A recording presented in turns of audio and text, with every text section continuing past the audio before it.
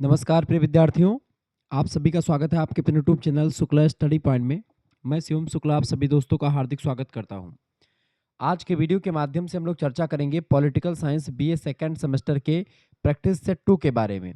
आपने इससे पहले देखा होगा 2022 का क्वेश्चन पेपर मैंने सॉल्व करवाया था। अब हम चर्चा करेंगे 2024 वाले क्वेश्चन पेपर के बारे में। और आपको बता दूं ऐसे ही और प्रैक्टिस सेट आपको मिलते रहेंगे। हमारा दूसरा चैनल है को करिकुलर मास्टर, वहाँ पर भी पिछले 2-3 सालों के क्वेश्चन पेपर सॉल्व आपको मिलेंगे। तो आपको घबराना नहीं है, सब कुछ आपको मिलता रहेगा। आप यह क्लास शुक्ला स्टडी पॉइंट पर देख रहे हैं, लेकिन पॉलिटिकल थियरी एंड कॉन्सेप्ट आपको पढ़ना होता है जब आप बीए के सेकंड सेमेस्टर में होते हैं अधिकतर विश्वविद्यालयों में। कुछ यूनिवर्सिटीज़ ने अपना सिलेबस चेंज किया, जिसमें Indian national movement and constitution of India second semester में पढ़ना पड़ता है, तो उसको मैंने प्रथम सेमेस्टर में पढ़ा रखा है।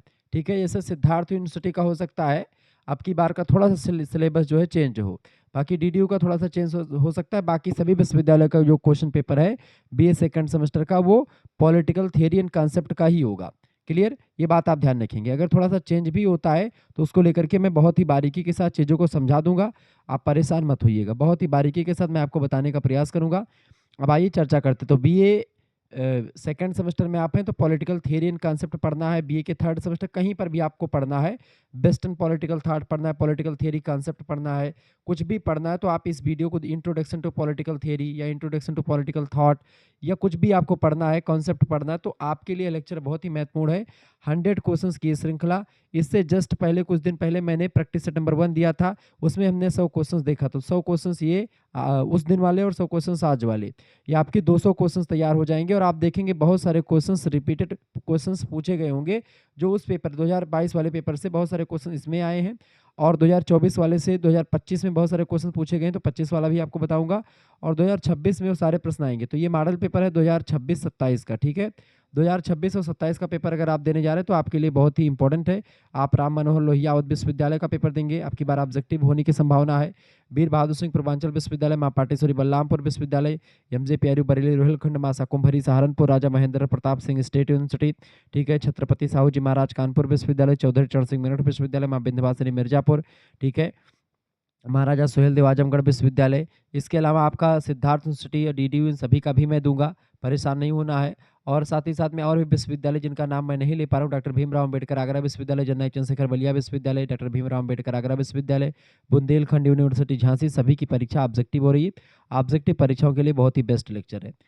प्रश्न है, पॉलिटिक्स किसकी रचना है, बताएं। पॉलिटिक्स एक पुस्तक है जिसको लिखा अरिस्टोटल ने, यानी अरस्तु ने। ऑप्शन नंबर इसका बी करेक्ट आंसर होगा। अरस्तु ने ही पॉलिटिक्स नाम की पुस्तक लिखी है, इसीलिए अरस्तु को राजनीतिक विज्ञान का जनक कहा जाता है। ठीक है, और पॉलिटिक्स पुस्तक की अगर बात की जाए तो उन्होंने एक प्रकार से लगभग में 335 ईसा पूर्व में इस पुस्तक को एक प्रकार से लिखा, और एक व्यवस्थित विज्ञान का दर्जा पॉलिटिकल साइंस को दिलाया। किसने? अरिस्टोटल ने। ये बात आप ध्यान रखेंगे। क्लियर। अच्छा, कौटिल्य की पुस्तक का क्या नाम है? अर्थशास्त्र नाम है। ठीक है, प्लेटो की पुस्तक का नाम है द लॉज द स्टेटसमैन। ठीक है, और द रिपब्लिक पुस्तक नाम है प्लेटो का। क्लियर, ये बात आप ध्यान रखेंगे। जॉन लॉक ने सामाजिक समझौते का सिद्धांत दिया है, ये बात आप ध्यान रखेंगे। दूसरा नंबर क्वेश्चन आप देखिएगा, बहुत ही जबरदस्त प्रश्न है। प्रश्न है, निम्नलिखित में से कौन सा राज्य नहीं है? इनमें से राज्य कौन सा नहीं है? देखिए, फ्रांस एक राज्य है, बिल्कुल है। भारत भी एक राज्य है। उत्तर प्रदेश एक स्टेट है, ये राज्य नहीं है। अमेरिका भी एक राज्य है। यहाँ पर देखिए क्वेश्चन आप थोड़ा सा घबरा गए होंगे, गुरुजी उत्तर प्रदेश तो राज्य ही है। नहीं, अगर वैश्विक स्तर पर देखेंगे या आप पॉलिटिकल साइंस की भाषा में, या पॉलिटिकल साइंस जब आप सब्जेक्ट पढ़ते हैं तो उस दौरान राज्य का मतलब स्टेट नहीं बल्कि कंट्री से होता है, यानी राज्य का मतलब वहाँ पर देश से होता है। तो पूछा जाने का मतलब ये कि निम्नलिखित में से कौन सा इनमें से क्या है? राज्य नहीं है, यानी कि देश नहीं है। तो देश, उत्तर प्रदेश देश नहीं है। ऑप्शन नंबर सी लगा दीजिएगा, ये बात आप ध्यान रखें। क्योंकि राजनीति शास्त्र में जब भी बात जो है राज्य की होती है तो उसमें हम जो है एक देश की बात करते हैं। राज्य के 4 तत्व होते हैं। ठीक है, कौन कौन से? पहला, जनसंख्या उसमें निवास करने वाली। दूसरा, ठीक है, एक निश्चित भूभाग जहाँ पर जनसंख्या निवास करे। तीसरा होता है सरकार, यानी जो उस जो है जनता की सरकार हो, जनता पर शासन करती हो।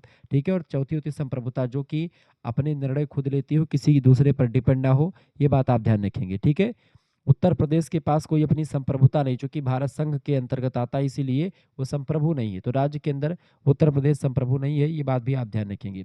तीसरा क्वेश्चन आप देखेंगे, आधुनिक युग में राज्य शब्द का प्रयोग पहली बार किसने किया था? आधुनिक युग में राज्य शब्द का प्रयोग सबसे पहली बार मैकियावेली ने किया था। किसने किया था? मैकियावेली ने किया था। आधुनिक युग की बात हो रही है तो मैकियावेली ने किया था निकोलो मैकियावेली। उसकी एक पुस्तक है द प्रिंस, बहुत ही फेमस पुस्तक है। परीक्षा में प्रश्न यहाँ से पूछा था कि भैया द प्रिंस पुस्तक किसने लिखी है, तो द प्रिंस पुस्तक के लेखक हैं मैकियावेली। ठीक है, कब लिखी थी इस पुस्तक को? 1513 ईस्वी में इन्होंने इस पुस्तक को लिखा था। 1532 में जाकर के पुस्तक प्रकाशित होती है। ठीक है, और उसी पुस्तक में सबसे पहले लोस्टोटो शब्द का प्रयोग किया। लोस्टोटो माने स्टेट शब्द का प्रयोग आधुनिक संदर्भ में सबसे पहले मैकियावेली ने किया। मैकियावेली को ही आधुनिक युग का शिशु कहा जाता है, यह बात आप ध्यान रखेंगे। ठीक है, चौथा नंबर क्वेश्चन से आपका आ चुका, व्यवहारवाद का जनक कौन है? व्यवहारवाद, बिहेवियरलिज्म, डेविड ईस्टन जो है व्यवहारवाद के जनक हैं। व्यवहारवाद की जड़ें बड़ी पुरानी हैं, लेकिन इसे मजबूत शैक्षणिक आंदोलन के रूप में जो स्थापित करने का श्रेय जाता है वो डेविड ईस्टन जी को जाता है, ये बात आप ध्यान रखेंगे। अच्छा, डेविड ईस्टन की एक पुस्तक है द पॉलिटिकल सिस्टम, 1953 में इस पुस्तक का प्रकाशन हुआ है, द पॉलिटिकल सिस्टम। उसी पुस्तक में डेविड ईस्टन ने व्यवहारवाद की बढ़िया तरीके से व्याख्या करी है, ये बात भी आप ध्यान रखेंगे। तो आपसे पूछा जाता है प्रश्न कि द पॉलिटिकल सिस्टम के लेखक कौन है, तो डेविड ईस्टन ही है। व्यवहारवाद के जनक कौन है? डेविड ईस्टन ही है। उत्तर व्यवहारवाद के जनक कौन है? डेविड ईस्टन ही है। ठीक है, पांचवा नंबर क्वेश्चन आप देखेंगे, समझा करके आपको आगे बढ़ रहा हूँ, मजा आ रहा होगा पढ़ने में। पांचवा नंबर क्वेश्चन है, एक राज्य जो अपने नागरिकों को अधिक सुविधाएं प्रदान करता है क्या कहलाता है? फटाफट से आप बताने का प्रयास करेंगे। पांचवें नंबर करेक्ट आंसर क्या हो जाएगा? पांचवें नंबर का राइट आंसर, एक राज्य जो अपने नागरिकों को अधिक सुविधाएं प्रदान करता है उस राज्य को हम वेलफेयर कंट्री यानी कि कल्याणकारी राज्य के रूप में जानते हैं। डी ऑप्शन इसका करेक्ट आंसर हो जाएगा। कल्याणकारी राज्य जो है वो क्या करता है, इसका मुख्य उद्देश्य केवल कानून व्यवस्था को ठीक करना नहीं होता है, बल्कि शिक्षा, स्वास्थ्य, सामाजिक सुरक्षा, इन सभी का पूरा ध्यान रखा जाता है इसमें, ये बात आप ध्यान रखेंगे। छठा नंबर क्वेश्चन आप देखेंगे, निम्नलिखित में से कौन सा लक्षण कल्याणकारी राज्य से संबंधित नहीं है, यानी वेलफेयर स्टेट है, वेलफेयर कंट्री से रिलेटेड नहीं है। देखिए, तो सामाजिक सुरक्षा वेलफेयर कंट्री में होती है, राज्य विहीन व्यवस्था नहीं होती है, लोकतांत्रिक व्यवस्था होती है और सामाजिक न्याय की भावना भी होती है। तो इनमें से पूछा गया कल्याणकारी राज्य से संबंधित कौन सा लक्षण नहीं है, तो ऑप्शन नंबर बी में दिया यही लक्षण नहीं है, राज्य विहीन, स्टेटलेस सिस्टम नहीं होता है ये। ठीक है, इसमें स्टेट होता है, देश होता है। ऑप्शन नंबर इसका बी करेक्ट आंसर होगा। 7 नंबर क्वेश्चन आप देखेंगे, राजनीति विज्ञान का आधुनिक उपागम है, इनमें से बताएं। 7वां नंबर प्रश्न आपसे कह रहा है कि राजनीति विज्ञान का आधुनिक उपागम, ठीक है, इनमें से कौन सा है? तो इनमें से आधुनिक उपागम है व्यवहारवाद। ठीक है, ऑप्शन नंबर इसका ए करेक्ट आंसर हो जाएगा। व्यवहारवादी उपागम जो है ये सबसे नया उपागम माना जाता है। द्वितीय विश्व युद्ध के बाद राजनीति विज्ञान में व्यवहारवाद का उदय होता है। द्वितीय विश्व युद्ध की समाप्ति 1945 में हुई थी, ये बात भी आप ध्यान रखते हैं। ठीक है, अच्छा, वैज्ञानिक पद्धतियों का प्रयोग करते व्यवहारवाद तथ्य और मानवीय व्यवहार के अध्ययन पर जोर देता है, जबकि पुराने उपागम जो हैं दार्शनिक और कानूनी थे, जबकि जो व्यवहारवादी उपागम है दार्शनिक था, मतलब ये एक प्रकार से वैज्ञानिक था। 8वां क्वेश्चन से व्यवहारवाद का आधार, व्यवहारवाद का आधार रहा है अनुभववाद। ऑप्शन नंबर इसका बी करेक्ट आंसर हो जाएगा। ठीक है, बी ऑप्शन इसका बिल्कुल करेक्ट आंसर हो जाएगा। ठीक है, अनुभववाद पर टिका है व्यवहारवाद, जिसका अर्थ होता है ज्ञान केवल उन्हीं चीज़ों से प्राप्त किया जा सकता है जिन्हें हम देख सकते हैं, जिनको हम महसूस कर सकते हैं, मतलब जिनका डेटा एकत्र किया जा सकता है, उन चीज़ों से ज्ञान प्राप्त कर सकते हैं। 9 नंबर क्वेश्चन को समझने से पहले एक चीज़ यहाँ पर ध्यान देने योग्य बात ये कि अगर आपको प्रैक्टिस सेट प्राप्त करने हमारे पीडीएफ नोट्स लेने हैं, ठीक है, ऑब्जेक्टिव टाइप के पीडीएफ नोट्स, लिखित टाइप के पीडीएफ नोट्स, सब कुछ आपको मिलेगा। ठीक है, बहुत सारे, कम से कम 5 से 600, 5 प्रैक्टिस सेट, 6 प्रैक्टिस सेट मिलेंगे। 9984 039 139 इस नंबर पर आप व्हाट्सएप पर एसएमएस कर दीजिएगा। क्या एसएमएस करेंगे? आप अपना नाम एसएमएस कर दीजिएगा, अपनी यूनिवर्सिटी का नाम, अपने सब्जेक्ट के नेम और आप किस सेमेस्टर में हैं, अपने सेमेस्टर का नेम लिख करके भेज दीजिएगा। मात्र और मात्र 100 रुपीज़ फीस लगेगी। आप एक स्कैनर आपके पास भेजा जाएगा, उसी स्कैनर पर आपको मात्र 100 रुपये फीस जमा कर देने हैं। बीए सेकंड सेमेस्टर की सभी जो है क्लासेस आपको यूट्यूब पर ही मिल जाएंगे, शुक्ला स्टडी पॉइंट और को करिकुलर मास्टर पर, बीए के रेकर पर भी। लेकिन जो आपका पीडीएफ नोट्स होता है वो व्हाट्सएप ग्रुप में मिलता है, तो पीडीएफ नोट्स आपको व्हाट्सएप ग्रुप में मिलेगा।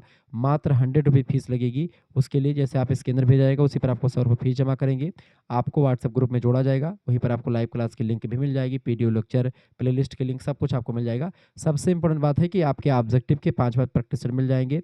ठीक है, इसके मेजर सब्जेक्ट के माइनर का पेपर होगा नहीं।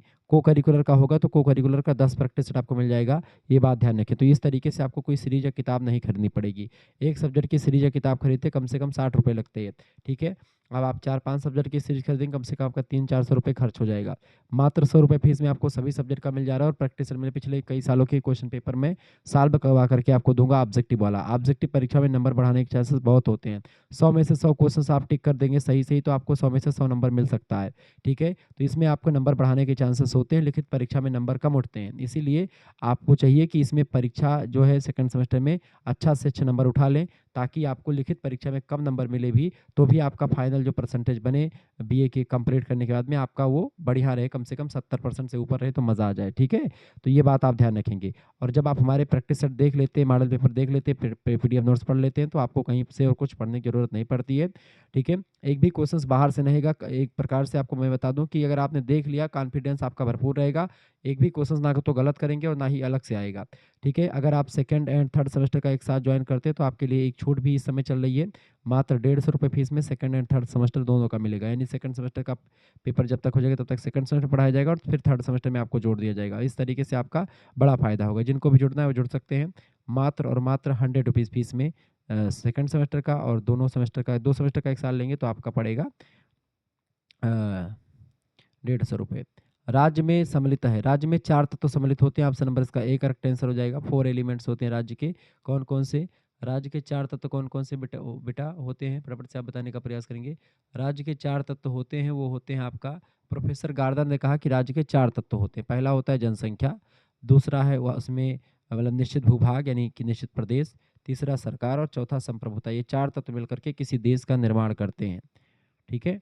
10वां नंबर क्वेश्चन आपका आ चुका है। दैवीय उत्पत्ति के सिद्धांत के अनुसार राज्य की रचना पाई गई है।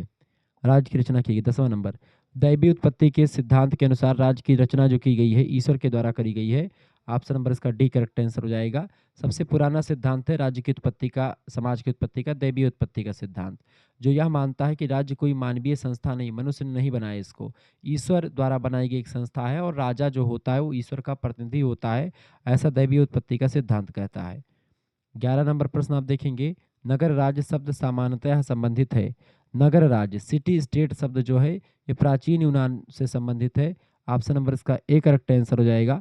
प्राचीन यूनान में यानी ग्रीक में छोटे छोटे स्वतंत्र राज्य हुआ करते थे, जिनको पोलिस कहते थे। तो पोलिस शब्द जो है, पॉलिटिकल साइंस जो शब्द बना है वो पोलिस शब्द से बना हुआ है। पोलिस का मतलब क्या होता है?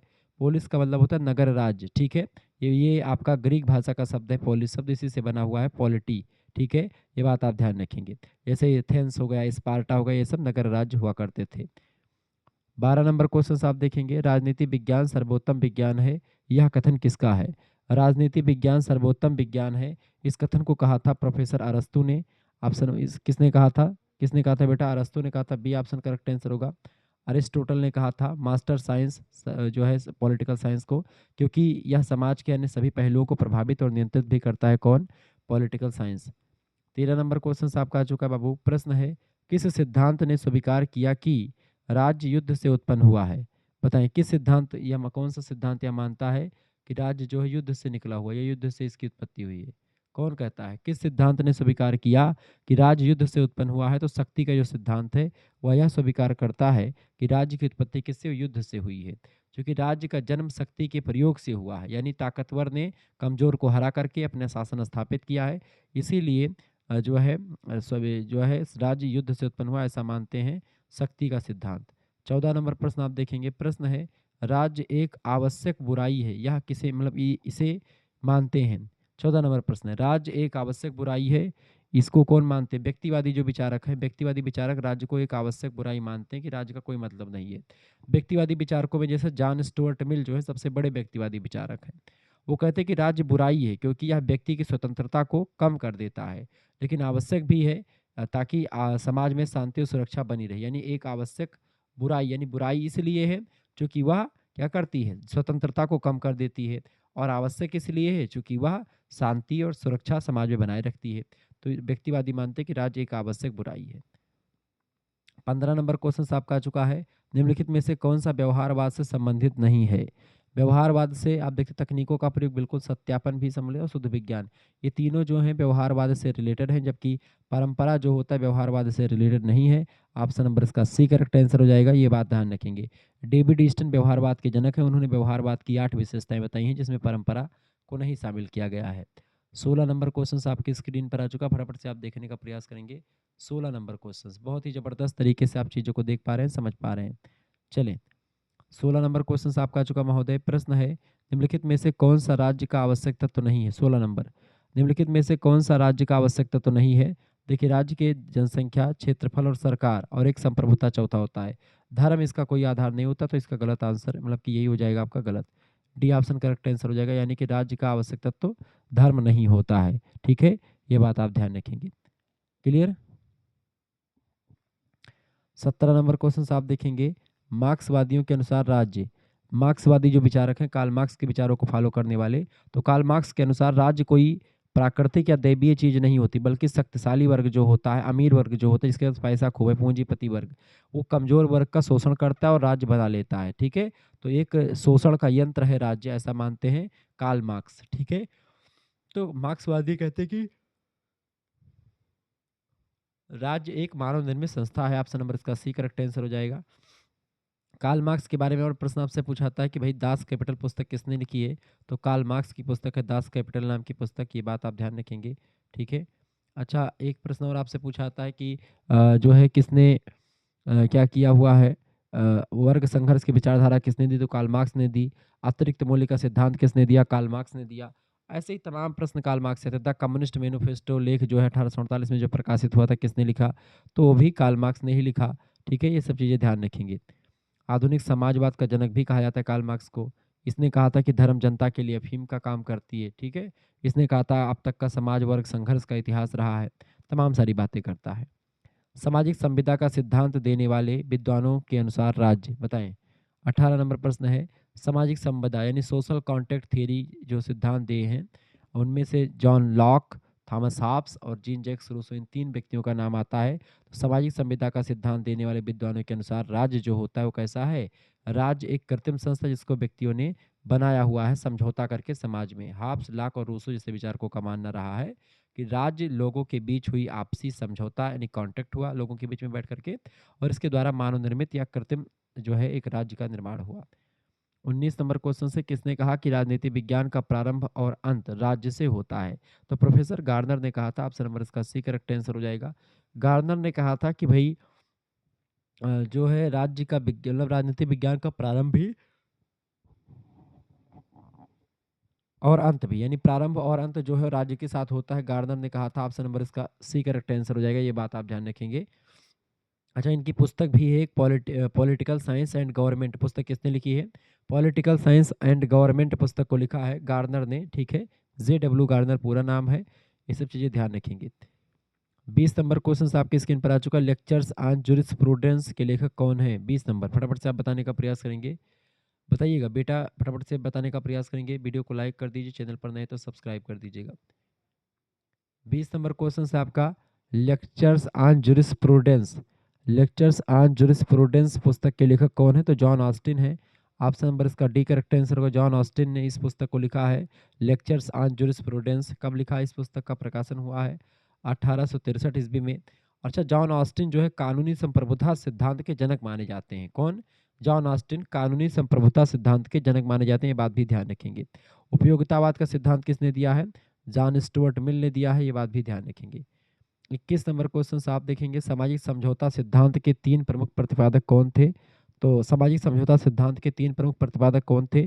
थॉमस हॉब्स, लॉक और Jean Jacques Rousseau. Option number इसका बी करेक्ट आंसर हो जाएगा। थॉमस हॉब्स की एक पुस्तक है, उसका नाम है लेवियाथन। लेवियाथन 1651 में पुस्तक आई है। उन्होंने कहा कि राज्य बनने से पहले इंसान का जीवन पाशविक था, छोटा सा, गंदा, जहाँ हर कोई एक दूसरे से लड़ रहा था, ऐसा प्राकृतिक अवस्था का मानव था। ठीक है, तो थॉमस हॉब्स, जॉन लॉक और जीन जैक्स रूसो, इन्होंने सोशल कॉन्ट्रैक्ट थ्योरी दी है, ये बात आप ध्यान रखेंगे। और आपसे समझौते का परिणाम राज्य की उत्पत्ति को माना है। ठीक है, द एमिल नाम की पुस्तक लिखी है जीन जैक्स रूसो ने। ठीक है, और इसके अलावा सोशल कॉन्ट्रैक्ट नाम की पुस्तक भी जीन जैक्स रूसो ने लिखी है। क्लियर, ये बात आप ध्यान रखेंगे। लेवियाथन पुस्तक थॉमस हाब्स की है। क्लियर, आगे देखते हैं 22 नंबर क्वेश्चन से। हाब्स के अनुसार प्राकृतिक अवस्था थी। हाब्स के अनुसार प्राकृतिक अवस्था जो थी निरंतर युद्ध हो रहा था, ठीक है, बर्बर थी जनजाति, पाशविक छोटा और गंदा था जहां हर कोई एक दूसरे से लड़ रहा था, ठीक है। लेवियाथन पुस्तक 1651 में आई थी, उसी में इस चीज़ों के बारे में बताया गया, यानी कि जब राज नहीं था उससे पहले का मनुष्य बड़ा बर्बर था, आपस में ही लड़ रहा था। 23 नंबर क्वेश्चन से निम्नलिखित में से कौन सा विद्वान प्राकृतिक अधिकार के सिद्धांत से संबंधित है। 23 नंबर, निम्नलिखित में से कौन सा विद्वान प्राकृतिक अधिकार के सिद्धांत से संबंधित है। तो जॉन लॉक जो है उन्होंने 3 प्राकृतिक आधार बताए थे। पहला बताया था जीवन की जो मतलब जीवन पहला, दूसरा स्वतंत्रता और तीसरा संपत्ति का अधिकार। जीवन का अधिकार, स्वतंत्रता का अधिकार और संपत्ति का अधिकार, ये प्राकृतिक अधिकार है, 3 अधिकार जो हर देश के हर नागरिक को मिलते हैं। ए ऑप्शन करेक्ट आंसर हो जाएगा। आगे देखते हैं 24 नंबर क्वेश्चन से। आधुनिक राज्य है, आधुनिक राज्य जो है एक नेशनल स्टेट है, राष्ट्रीय राज्य होता है। ए ऑप्शन इसका करेक्ट आंसर हो जाएगा, ठीक है। आगे देखते हैं अगला क्वेश्चन। 25 नंबर क्वेश्चन आपका आ चुका है। प्रश्न, सॉवरेनिटी शब्द है लैटिन भाषा के किस शब्द से निकला है। तो सॉवरेनिटी शब्द जो है लैटिन भाषा के ये शब्द से निकला, सुपर किया तो ये वाला हो जाए सुपरनेस। अच्छा, सुपरनेसस शब्द नहीं है, इसका पूरा जो हिंदी मतलब होता है SUPERANUS, इसका करेक्ट आंसर ये होना चाहिए, लेकिन ऑप्शन में ये है नहीं। या तो ए लग सकता है बेटा, या तो बी सुप्रीम भी हो सकता है, और ये भी हो, यानी कि ये इन दोनों में से कोई एक होगा। ये क्वेश्चन ऐसे पूछे थे ताकि आप 100 में से 100 क्वेश्चन ना कर पाए। संप्रभुता एक आवश्यक तत्व है, संप्रभुता आवश्यक तत्व होता है राज्य का। ऑप्शन नंबर इसका ए करेक्ट आंसर हो जाएगा, क्योंकि इसका एक प्रमुख तत्व है जनसंख्या, निश्चित भूभाग, सरकार और संप्रभुता। बिना संप्रभुता के कोई देश एक देश की श्रेणी में नहीं आता है। 27 नंबर प्रश्न आप देखेंगे, फटाफट से आप देखने का प्रयास करेंगे, वीडियो को लाइक और शेयर भी कर दीजिएगा। प्रश्न है, कानूनी संप्रभुता की अवधारणा पहली बार प्रतिपादित की गई थी। कानूनी संप्रभुता की, कानूनी संप्रभुता की अवधारणा सबसे पहली बार जो प्रकाशित की गई थी, प्रतिपादित की गई थी, हॉब्स के द्वारा की गई थी, थॉमस हॉब्स के द्वारा। ऑप्शन नंबर इसका ए करेक्ट आंसर होगा। लेकिन ऑस्टिन ने इसे विस्तार दिया, लेकिन इसकी नींव जो है थॉमस हॉब्स ने ही रखी थी। कानूनी संप्रभुता की बात थॉमस हॉब्स करते हैं पहली बार, लेकिन बाद में आज जॉन ऑस्टिन ने इसको बहुत हद तक आगे बढ़ाया था, ये बात ध्यान रखेंगे। 28 नंबर क्वेश्चन से, लोकप्रिय संप्रभुता की अवधारणा संबंधित है। लोकप्रिय संप्रभुता की अवधारणा जीन जैक्स रूसो से रिलेटेड है। Option number C correct answer हो जाएगा। रूसो ने कहा कि असली शक्ति जो है जनता में निहित होती है, ठीक है, जर्नल बिल, समान इच्छा जो होती है उसके बारे में। समान इच्छा का सिद्धांत किसने दिया है, जीन जैक्स रूसो ने दिया है। बूंदा ने संप्रभुता का सिद्धांत दिया है। को करिकुलर मास्टर यूट्यूब चैनल को आप सब्सक्राइब कर लीजिएगा, आपकी परीक्षा के लिए बहुत ही महत्वपूर्ण है। यहाँ पर बहुत सारे लेक्चर्स आपको मिल जाएंगे को करिकुलर की परीक्षाओं के लिए। 29 नंबर क्वेश्चन आपका आ चुका, ऑस्टिन के द्वारा प्रतिपादित किया गया सिद्धांत है। ऑस्टिन के द्वारा प्रतिपादित किया गया सिद्धांत 29 नंबर, फटाफट से आप बताएंगे। ऑस्टिन के द्वारा प्रतिपादित किया गया सिद्धांत जो है वो है कानूनी संप्रभुता का, लीगल सॉवरेनिटी का है। ऑप्शन नंबर इसका सी करेक्ट आंसर हो जाएगा। 30 नंबर प्रश्न आप देखेंगे। प्रश्न है, राज्य की उत्पत्ति के संबंध में निम्नलिखित में से कौन सा सिद्धांत सार्वजनिक मान्य है। 30 नंबर, फटाफट से आप बताने का प्रयास करेंगे। राज्य की उत्पत्ति के संबंध में निम्नलिखित में से कौन सा सिद्धांत सर्वाधिक मान्य है।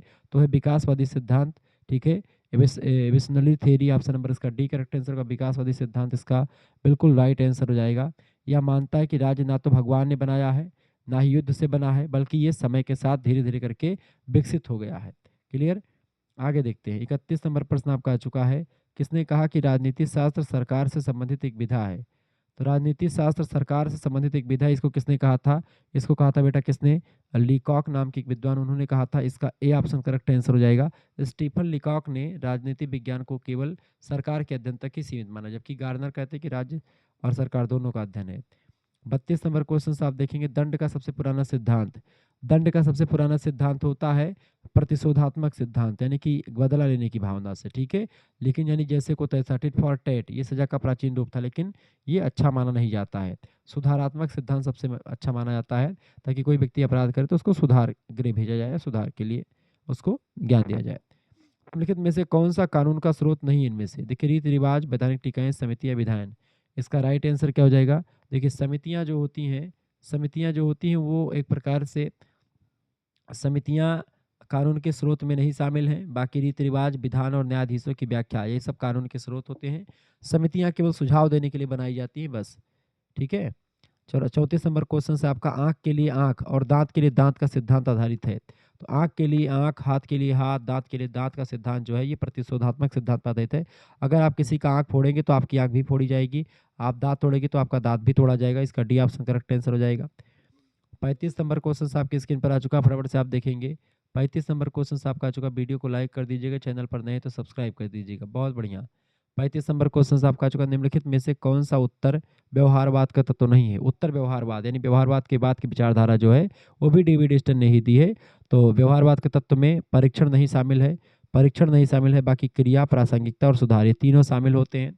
डेविड ईस्टन ने उत्तर व्यवहारवाद के दो मुख्य आधार बताए, प्रासंगिकता और क्रिया। सुधार इसका उद्देश्य है, लेकिन परीक्षण मुख्य रूप से पुराने व्यवहारवाद का हिस्सा था, इसका नहीं था। 36 नंबर क्वेश्चन आपका आ चुका है, अच्छे कानून की पहचान है। अच्छे कानून की पहचान स्थायित्व उसमें रहे, सरल रहे और अनुभव पर आधारित हो, ऐसा कानून अच्छा माना जाता है। डी ऑप्शन लगा देंगे उपरोक्त सभी, इसका करेक्ट आंसर होगा।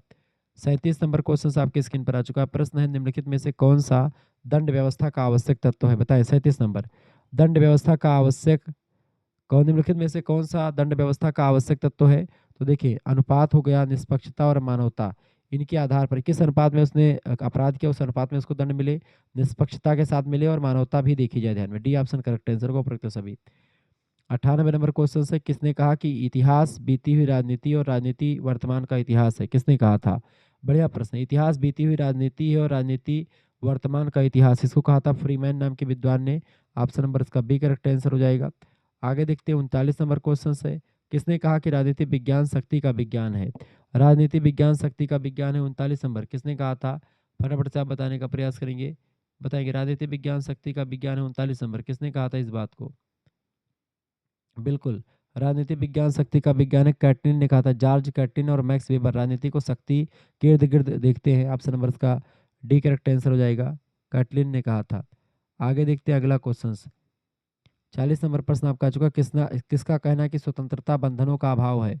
स्वतंत्रता बंधनों का अभाव है यानी कमी है बंधनों का, जॉर्ज सीले ने कहा था। ऑप्शन नंबर इसका डी करेक्ट आंसर हो जाएगा, जे आर सीले ने स्वतंत्रता की नकारात्मक परिभाषा देते हुए अतिशासन का विलोम कहा इसको। ठीक है, बंधनों का अभाव। 41 नंबर क्वेश्चन से आपका, किसने कहा कि आर्थिक समानता के बिना राजनीतिक स्वतंत्रता एक भ्रम होता है? बताइए। 41 नंबर किसने कहा था कि आर्थिक समानता के बिना राजनीतिक स्वतंत्रता एक भ्रम है? तो ये चीज़ें लास्की ने कहा था। हेरोल्ड लास्की का मानना था कि अगर गरीब आदमी के पास रोटी नहीं है तो उसके वोट देने की आज़ादी का कोई मतलब नहीं है। ऑप्शन नंबर इसका डी करेक्ट आंसर हो जाएगा। अगला 42 नंबर क्वेश्चन से, विधि संप्रभु का आदेश है, किसने कहा था? विधि संप्रभु का आदेश है, ये एक प्रकार से किसने कहा था? जॉन ऑस्टिन ने कहा था। इसका बी ऑप्शन करेक्ट आंसर हो जाएगा। 43 नंबर प्रश्न आपका आ चुका है, निम्नलिखित में से कौन से विचारक का मानना है कि स्वतंत्रता और समानता पूरक है? 43 नंबर, निम्नलिखित में से कौन से विचारक का मानना है कि स्वतंत्रता और समानता एक दूसरे के पूरक है? मैकाइबर, लॉर्ड एक्टन जो है इसके विरोधी माने जाते हैं, जबकि मैकाइबर और लास्की जो है इसको एक दूसरे के लिए पूरक मानते हैं। तो ऑप्शन नंबर इसका करेक्ट आंसर क्या हो जाएगा? मैकाइबर लगा देंगे। ऑप्शन नंबर इसका बी करेक्ट आंसर होगा। 44 नंबर क्वेश्चन से, किसने कहा कि राजनीति विज्ञान के विज्ञान होने की बात तो बहुत दूर है, यह कलाओं में भी सबसे पिछड़ी हुई कला है? किसने कहा था? राजनीति विज्ञान के विज्ञान होने की बात बहुत दूर है, ये कला में भी पिछड़ी हुई कला, सबसे पिछड़ी कला है राजनीति विज्ञान। प्रोफेसर बकल ने कहा था, हेनरी थॉमस बकल, इन्होंने राजनीति विज्ञान की वैज्ञानिकता पर कड़ा प्रहार किया था। ऑप्शन नंबर इसका ए करेक्ट आंसर हो जाएगा। 45 नंबर क्वेश्चन आपका आ चुका है, इतिहास की धारा में राजनीति उसी प्रकार संचित है जिस प्रकार नदी के रेत में सोने के कण, यह कथन किसका है? 45 नंबर, फटाफट से आप बताने का प्रयास करेंगे। इसका करेक्ट आंसर क्या है? 45 नंबर, बहुत बढ़िया तरीके से आप चीज़ों को देख पा रहे हैं, समझ पा रहे हैं।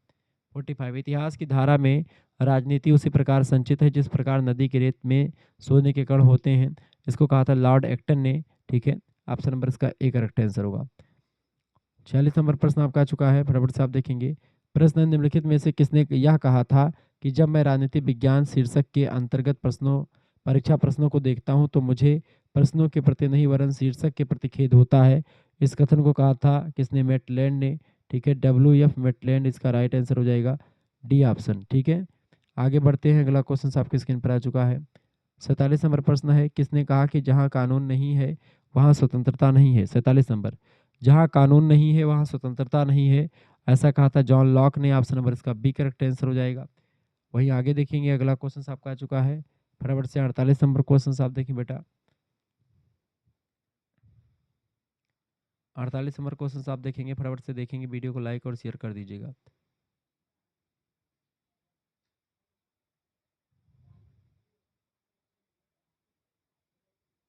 अड़तालीस नंबर क्वेश्चन से प्रभुसत्ता के एकत्ववादी सिद्धांत का प्रतिपादन निम्नलिखित में से किसने किया था? तो प्रभुसत्ता के एका मतलब जो है एकतत्ववादी सिद्धांत का प्रतिपादन किया था जॉन ऑस्टिन ने। ऑप्शन नंबर इसका ए करेक्ट आंसर हो जाएगा। जॉन ऑस्टिन की एक पुस्तक है लेक्चर्स ऑन जूरिस्प्रूडेंस, 1832 में प्रकाशन हुआ। संप्रभुता का कानूनी और एकत्ववादी सिद्धांत जो है दिया गया है इनके द्वारा। 49 नंबर क्वेश्चन आप देखेंगे, फटाफट से आप देखने का प्रयास करेंगे। प्रश्न है social justice in social dynamics पुस्तक के लेखक कौन है? Social justice in social dynamics पुस्तक को लिखा है, किसने लिखा है बेटा इस पुस्तक को? एलन बॉल नाम के एक विद्वान, उन्होंने लिखा होगा, ठीक है, उन्होंने चूंकि काम किया है। इसके अलावा social justice in social dynamics इस पे काम किया है जॉन रॉल्स ने भी, ठीक है, ये बात आप ध्यान रखेंगे। तो ये ऑप्शन लगा दीजिएगा। 50 नंबर क्वेश्चन आपका चुका, आ थियरी ऑफ जस्टिस पुस्तक के लेखक कौन है? आ थियरी ऑफ जस्टिस पुस्तक को लिखा जॉन रॉल्स ने। ऑप्शन नंबर इसका डी करेक्ट आंसर हो जाएगा। उदारवाद का मूल तत्व क्या है इनमें से? उदारवाद का मूल तत्व क्या है बेटा? 51 नंबर, उदारवाद का मूल तत्व क्या है? व्यक्ति स्वतंत्रता। ऑप्शन नंबर इसका ए करेक्ट आंसर हो जाएगा। अगला 52 नंबर प्रश्न आपके स्क्रीन पर आ चुका है। पॉलिटिकल पावर नामक पुस्तक का लेखक कौन है? 52 नंबर, पॉलिटिकल पावर पुस्तक किसने लिखी बेटा? पॉलिटिकल पावर जो पुस्तक लिखी है वो किसने लिखी है? चार्ल्स ई मरियम ने लिखी है। ऑप्शन नंबर इसका सी करेक्ट आंसर हो जाएगा। 53 नंबर प्रश्न आपका आ चुका है। शक्ति का प्रयोग आसान तरीका है समझाना, ये जो है शक्ति का प्रयोग का आसान तरीका होता है किसी व्यक्ति को समझा देना। 54 नंबर क्वेश्चन से पावर एंड सोसाइटी पुस्तक के लेखक कौन है? 54 नंबर, फटाफट से आप बताने का प्रयास करेंगे। पावर एंड सोसाइटी पुस्तक के लेखक कौन है? लास्बेल और कैपलान नाम के विद्वान हैं। अब्राहम कैपलान की जो पुस्तक है जो है पावर एंड सोसाइटी, ये एक प्रकार से 1950 में प्रकाशित हुई थी और राजनीति को शक्ति के वितरण और साझाकरण के रूप में देखती है। तो लास्बेल और कैपलान की पुस्तक है, ये ऑप्शन नंबर इसका बी करेक्ट आंसर होगा। 55 नंबर क्वेश्चन आपका चुका है। प्रश्न है किसने कहा कि शक्ति का तात्पर्य है मनचाहा प्रभाव पैदा करना? शक्ति का तात्पर्य मनचाहा प्रभाव पैदा करना, इस कथन को कहा था बर्ट्रैंड रसल ने। उनकी पुस्तक है पावर न्यू सोशल एनालिसिस 1938। इसी पुस्तक में इन्होंने बर्ट्रैंड रसल साहब ने शक्ति का तात्पर्य मनचाहा प्रभाव पैदा करना इसके बारे में बताया था। 56 नंबर क्वेश्चन आप देखेंगे, फटाफट से वीडियो को लाइक कर दीजिएगा और शेयर कर दीजिएगा। प्रश्न है निम्नलिखित में से कौन सा शक्ति का स्रोत नहीं इनमें से? शक्ति का ज्ञान, संगठन, सत्ता या प्रशिक्षण। 56 नंबर कौन बताएगा? फटाफट से आप बताने का प्रयास करेंगे 56 नंबर का करेक्ट आंसर।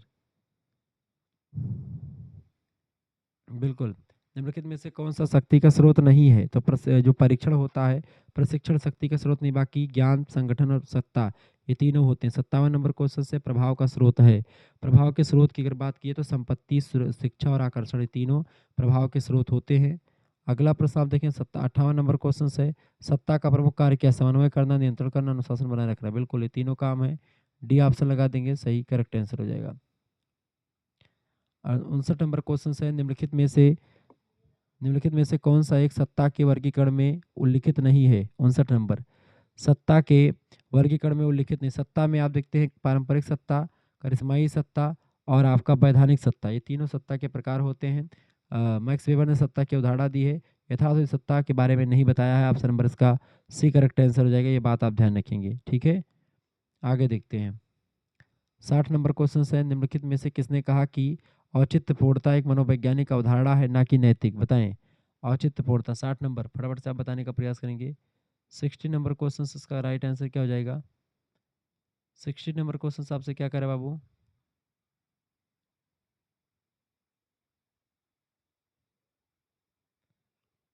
साठ नंबर क्वेश्चन आपसे क्या कहा जा रहा है? बिल्कुल, 60 नंबर प्रश्न निम्नलिखित में से कौन किसने कहा कि औचित्य पूर्णता एक मनोवैज्ञानिक अवधारणा है ना कि नैतिक? इसको कहा था एस.एम. लिपसेट ने। ऑप्शन नंबर इसका सी करेक्ट आंसर हो जाएगा। आगे बढ़ते हैं अगला क्वेश्चन से 61 नंबर क्वेश्चन है। लोकतंत्र के अभिजन वर्ग सिद्धांत के समर्थक हैं। 61 नंबर, लोकतंत्र के अभिजन वर्ग सिद्धांत के समर्थक रहे हैं कौन? मिचेल्स, मोस्का, पेरेटो, ये तीनों। डी ऑप्शन इसका बिल्कुल राइट आंसर हो जाएगा। आगे देखेंगे 62 नंबर क्वेश्चन आपके स्क्रीन पर आ चुका है। प्रश्न है मॉडर्न डेमोक्रेसीज, मॉडर्न डेमोक्रेसीज पुस्तक के लेखक कौन है? लॉर्ड ब्राइस हैं। ऑप्शन नंबर इसका बी करेक्ट आंसर हो जाएगा। 1921 में प्रकाशित हुई पुस्तक की बात आप ध्यान रखेंगे। लोकतांत्रिक प्रणालियों और तुलनात्मक अध्ययन, इस पुस्तक में बढ़िया तरीके से बताया गया है। मॉडर्न डेमोक्रेसीज में 1921 में प्रकाशित हुई थी, ध्यान रखेंगे। 63 नंबर क्वेश्चन से निम्नलिखित में से कौन सा प्रत्यक्ष प्रजातंत्र का उपकरण नहीं है? प्रत्यक्ष प्रजातंत्र का उपकरण इनमें से कौन सा नहीं? 63 नंबर बताएंगे फटाफट से। डायरेक्ट डेमोक्रेसी का उपकरण इनमें से कौन सा नहीं? सार्वभौम मताधिकार, ऑप्शन नंबर डी। यही जो है प्रत्यक्ष प्रजातंत्र का उपकरण नहीं, बाकी उपक्रम और आरंभक, जनमत संग्रह, लोक निर्णय, ये सब जो होते हैं ये सार्वभौम मताधिकार के अंतर्गत आ जाते हैं। ये बात आप ध्यान रखेंगे। 64 नंबर क्वेश्चन से निम्नलिखित में से किसने प्रत्यक्ष लोकतंत्र की अवधारणा दी है? डायरेक्ट डेमोक्रेसी की बात किसने करी है? जेपी नारायण ने करी है। जेपी नारायण, ऑप्शन नंबर इसका B correct answer, Jayaprakash Narayan. ठीक है, अगला क्वेश्चन सैन्य दल विहीन राजनीति की बात करते हैं, प्रत्यक्ष लोकतंत्र की बात। 65 नंबर क्वेश्चन से आपका चुका है, यह किसने कहा कि उदारवाद एक पंथ की कम एक स्वाभाविक की एक स्वभाव की अभिव्यक्ति है? बताएं। उदारवाद एक पंथ की कम एक स्वभाव की अभिव्यक्ति है, किसने कहा था? जी.एच. सेबाइन ने कहा था।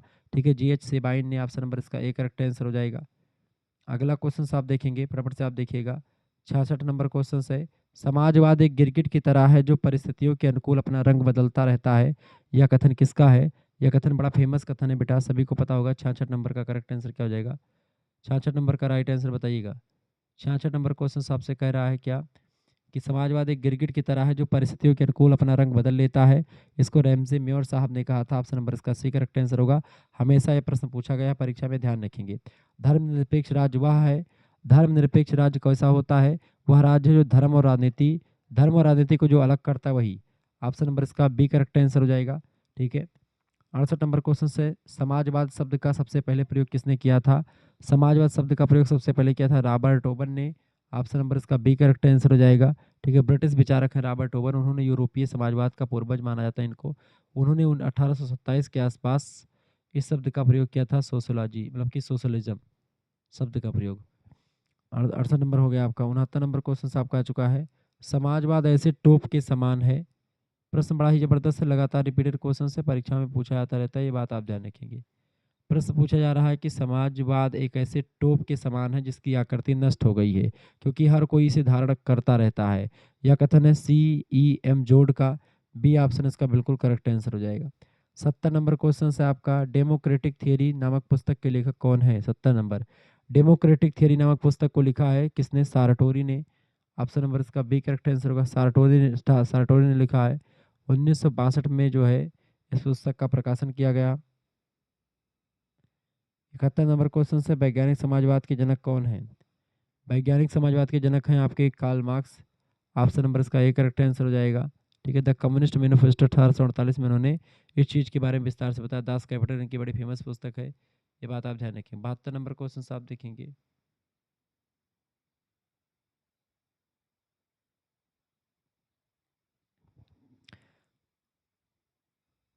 चलिए 72 नंबर प्रश्न आपकी स्क्रीन पर आ चुका है, फटाफट से आप देखने का प्रयास करेंगे। प्रश्न है, भारतीय संविधान की प्रस्तावना में पंथ निरपेक्षता शब्द शामिल किया गया कब?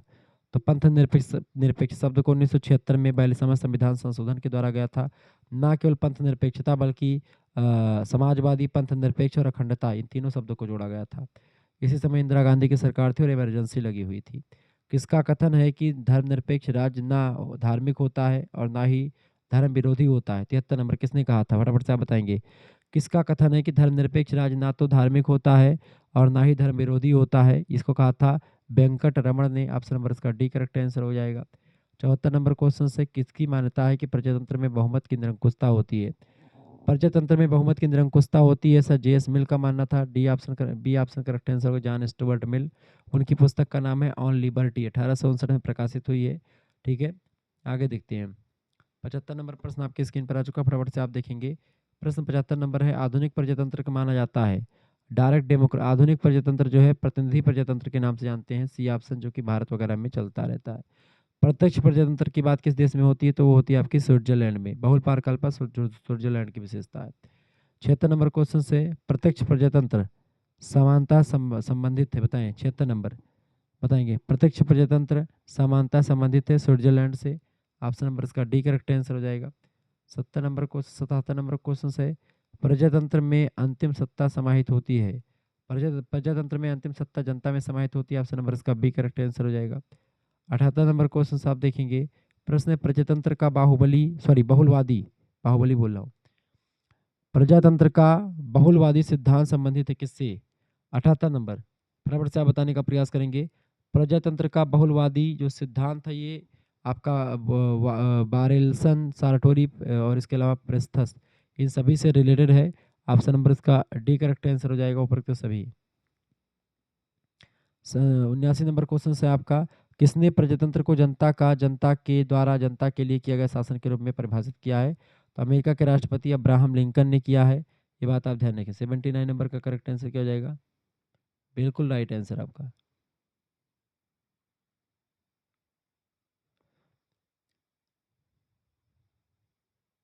अब्राहम लिंकन का कथन है, अमेरिका के 16वें राष्ट्रपति थे लिंकन। उन्होंने गेटिसबर्ग संबोधन में 1863 में ये प्रसिद्ध जो है परिभाषा दी थी। 80 नंबर क्वेश्चन से, उदारवाद एक दर्शन है जो अधिकतम पनपा है। उदारवाद एक दर्शन है, ठीक है, ये पनपा है कहाँ पर? इंग्लैंड में। ऑप्शन नंबर इसका ए करेक्ट आंसर हो जाएगा। 81 नंबर क्वेश्चन से आपका आ चुका, उदारवाद एक निश्चित सिद्धांत बना कब? उदारवाद एक निश्चित सिद्धांत बना है 19वीं शताब्दी में। ऑप्शन नंबर इसका सी करेक्ट आंसर हो जाएगा। नेक्स्ट क्वेश्चन से 82 नंबर प्रश्न है, इंग्लैंड में उदारवाद का प्रमुख प्रवक्ता, इंग्लैंड में उदारवाद के प्रमुख प्रवक्ता, उदारवाद के जनक कहे जाते हैं जॉन लॉक। उनकी पुस्तक का नाम two treatise on government, two treatise of government पुस्तक को लिखा है जॉन लॉक ने। 1889 में इस पुस्तक का प्रकाशन हुआ। इंग्लैंड में उदारवाद के प्रमुख प्रवक्ता जो रहे हैं वो जॉन लॉक रहे हैं। 83 नंबर क्वेश्चन से आप देखेंगे, किसका कथन है कि सत्ता के प्रयोग, किसका कथन है कि सत्ता के प्रयोग का संस्थागत अधिकार है, वह स्वयं शक्ति नहीं है? 83 नंबर, फटाफट से आप बताने का प्रयास करेंगे। 83 नंबर क्वेश्चन से आपसे क्या कह रहा है, फटाफट से आप बताने का प्रयास करेंगे। बिल्कुल राइट आंसर आप लगा रहे हैं। बहुत, किसका कथन है कि सत्ता शक्ति के प्रयोग का संस्थागत अधिकार है, वह स्वयं शक्ति नहीं? हेनरी फ्योल का कथन है ये। ऑप्शन नंबर इसका बी करेक्ट आंसर हो जाएगा। 84 नंबर क्वेश्चन से, कानून बनाने और लागू करने की शक्ति क्या कहलाती? 84 नंबर, कानून बनाने और लागू करवाने की शक्ति को राजनीतिक शक्ति कहते हैं, political power. A option correct answer होगा। 85 नंबर क्वेश्चन से, राजनीति पर्यवेक्षणात्मक विज्ञान है, प्रयोगात्मक नहीं, किसने कहा था? 85 नंबर, राजनीति पर्यवेक्षणात्मक विज्ञान है, प्रयोगात्मक नहीं, किसने कहा था? लॉवेल नाम के एक विद्वान, उन्होंने कहा था। ऑप्शन नंबर इसका ए करेक्ट आंसर हो जाएगा। अगला प्रश्न आप देखेंगे, 86 नंबर प्रश्न है, साम्राज्यवाद पूंजीवाद की अंतिम अवस्था है, किसका कथन है? 86 नंबर प्रश्न आप देखेंगे, फटाफट से आप देखने का प्रयास करेंगे। 86 नंबर क्वेश्चन क्या आपसे कह रहा है? साम्राज्यवाद पूंजीवाद की अंतिम अवस्था है, किसका कथन है? तो लेनिन का कथन है। ऑप्शन नंबर इसका बी करेक्ट आंसर हो जाएगा, लेनिन का कथन है। 1916 में अपनी पुस्तक imperialism and highest stage of capitalism पुस्तक में लेनिन ने इस बात को कहा था। नेक्स्ट क्वेश्चन 87 नंबर क्वेश्चन है, लेजिटिमस शब्द का सर्वप्रथम प्रयोग किसने किया था? 87 नंबर प्रश्न है, लेजिटिमस सिसरो ने शब्द प्रयोग किया था। ऑप्शन नंबर इसका ए करेक्ट आंसर हो जाएगा, ठीक है। लेजिटिमेसी माने वैधता होता है, ठीक है। 88 नंबर क्वेश्चन से, निम्नलिखित में से कौन इस मत का है कि रक्त संबंध समाज को जन्म देता है और समाज कालांतर में राज्य को जन्म देता है, ऐसा किसने कहा था? तो रक्त संबंध जो है समाज को जन्म देता है और समय बीतने के बाद में वही चीज समाज जो होता है राज्य को बना देता है। ऑप्शन नंबर इसका ए करेक्ट, मैकाइबर और पेज ने कहा था। मैकाइबर की पुस्तक है द मॉडर्न स्टेट, उसी में राज्य की उत्पत्ति के रक्त संबंधों की भूमिका पर इन्होंने काफी कुछ कहा है। 89 नंबर क्वेश्चन से, सर्वहारा वर्ग की तानाशाही का विचार किस विचारक से संबंधित है? 89 नंबर, बताएं सर्वहारा वर्ग की तानाशाही का विचार किस विचारक से संबंधित है? तो कार्ल मार्क्स से रिलेटेड है। ऑप्शन नंबर इसका सी करेक्ट आंसर हो जाएगा, ठीक है। 90 नंबर प्रश्न आप देखेंगे, प्रश्न है, निम्नलिखित में से कौन समाजवादी विचारक है? 90 नंबर, समाजवादी विचारक है राम मनोहर लोहिया जी। ऑप्शन नंबर इसका बी करेक्ट आंसर हो जाएगा। 91 नंबर क्वेश्चन आप देखेंगे, प्रश्न है, राजनीति विज्ञान का परंपरागत दृष्टिकोण मुख्यतः केंद्रित था। 91 नंबर क्वेश्चन से, राजनीति विज्ञान का परंपरागत दृष्टिकोण मुख्यतः केंद्रित था राज्य और सरकार से संबंधित अध्ययन पर। ऑप्शन नंबर इसका बी करेक्ट आंसर हो जाएगा। जिन बच्चों ने बी लगा दिया उनका बिल्कुल राइट आंसर है। 92 नंबर क्वेश्चन से, राजनीति विज्ञान किस प्रकार का विज्ञान है? 92 नंबर, राजनीति विज्ञान जो है ये कैसा विज्ञान है? निरपेक्ष, प्रामाणिक और प्राकृतिक, तीनों टाइप का विज्ञान है। डी ऑप्शन राइट आंसर हो जाएगा इसका। अगला क्वेश्चन 93 नंबर प्रश्न है, राजनीतिक विज्ञान में आधुनिक दृष्टिकोण के समर्थकों का समूह है। 93 नंबर, बताएं राजनीतिक विज्ञान में आधुनिक दृष्टिकोण के समर्थकों का समूह जो होता है उसमें से आपका कैटलिन लासबेल और रॉबर्ट डाहल, इन तीनों का नाम है, बी ऑप्शन इसका करेक्ट आंसर हो जाएगा। आगे देखते 94 नंबर क्वेश्चन आपका आ चुका है। लेखकों और पुस्तकों का निम्नलिखित में से कौन सा युग्म सुमेलित नहीं है? चार यहाँ पर जो है सिद्धांत, चार पुस्तक दी गई है और एक गलत है। देखिए थॉमस हॉब्स की पुस्तक का नाम लेवियाथन है, बिल्कुल बिल्कुल सही बात है। मैकियावेली द इमाइल पुस्तक गलत है ये। मैकियावेली की पुस्तक है द प्रिंस, द इमाइल तो ये गलत हो जाएगा। जॉन लॉक की पुस्तक है टू ट्राइज ऑन गवर्नमेंट, बिल्कुल राइट आंसर हो जाएगा। जॉन लॉक का जो ये भी है, यानी कि राइट आंसर आपका सी वाला हो जाएगा, बाकी सब सही लिखा हुआ है। मैकियावेली है। अच्छा ये पुस्तक अब हो गई।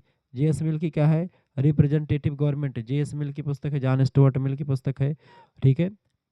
जर्मी बेंथम के शिष्य थे जे.एस. मिल, बात भी ध्यान रखेंगे। 95 नंबर क्वेश्चन से निम्नलिखित में से कौन सा कथन हाप्स पर लागू नहीं होता है? 95 नंबर, हाप्स पर लागू कौन सा कथन नहीं होता है? फटाफट से आप बताने का प्रयास करेंगे।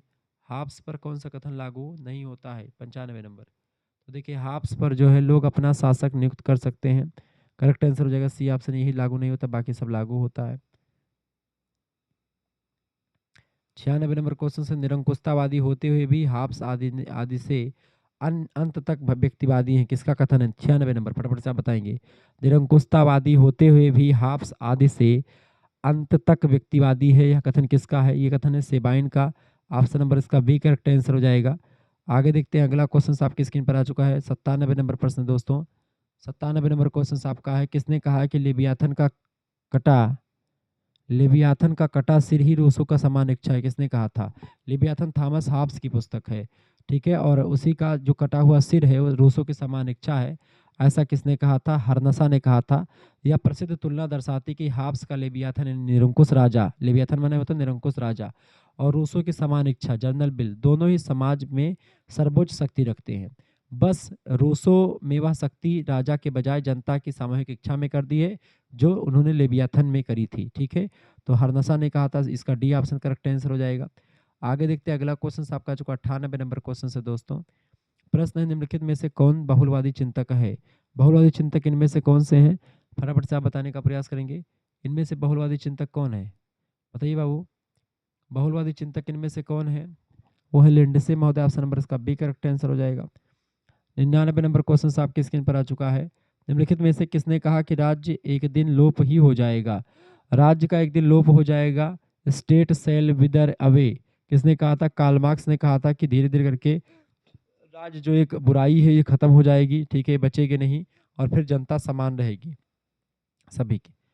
100 नंबर क्वेश्चन से, व्यक्तिवाद को इस नाम से भी जाना जाता है, किस नाम से? 100 नंबर, व्यक्तिवाद को किस नाम से जानते हैं? लेजस फियर के नाम से जानते हैं व्यक्तिवाद को, ऑप्शन नंबर इसका ए करेक्ट आंसर हो जाएगा। लेजस फियर एक फ्रांसीसी शब्द है जिसका अर्थ है कि अकेला छोड़ दो, लेट इट बी।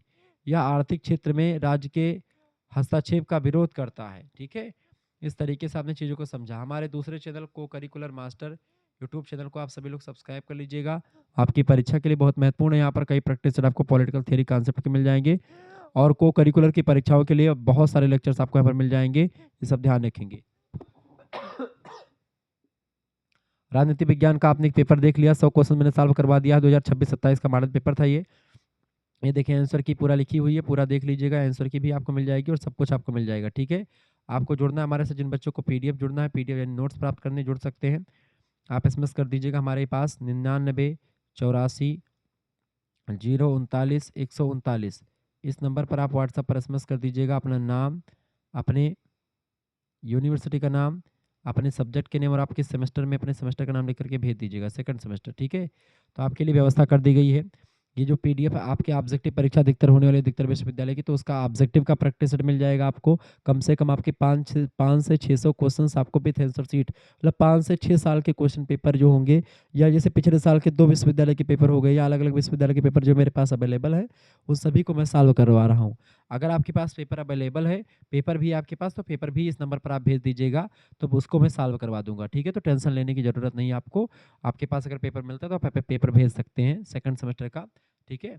जो भी नया सब्जेक्ट जिसका पेपर हो जाए आपकी बार 2026 वाला, तो पेपर आप सेंड करेंगे तो देंगे, तो मैं आंसर की बना दूंगा उसकी, ठीक है। ये ध्यान रखेंगे। तो मात्र 100 रुपये फीस लगेगी, आपके पास एक क्यूआर कोड स्कैनर भेजा जाएगा, उसी पर आपको मात्र 100 रुपये फीस जमा कर देने। उसमें आपको जो है 2-3 सब्जेक्ट जो आपके होंगे मेजर वाले वो, और को करिकुलर वाला वो, ठीक है? यानी सभी सब्जेक्ट का आपको नोट्स मिल जाएगा, प्रैक्टिस सेट। ये व्हाट्सएप ग्रुप में आपको जोड़ा जाएगा, वहीं पर आपको लाइव क्लास की link, video lecture, PDF note सब कुछ मिलेगा। लाइव क्लास वगैरह आपको यूट्यूब पर ही मिल जाएगी, ये बात ध्यान रखेंगे। तो आपको जो है अब की बार चूँकि मैं व्यस्त रहूँगा, ठीक है? पूरा अप्रैल मंथ जो है लगभग में अधिकतर व्यस्तता बहुत ज़्यादा रहेगी, शादी है।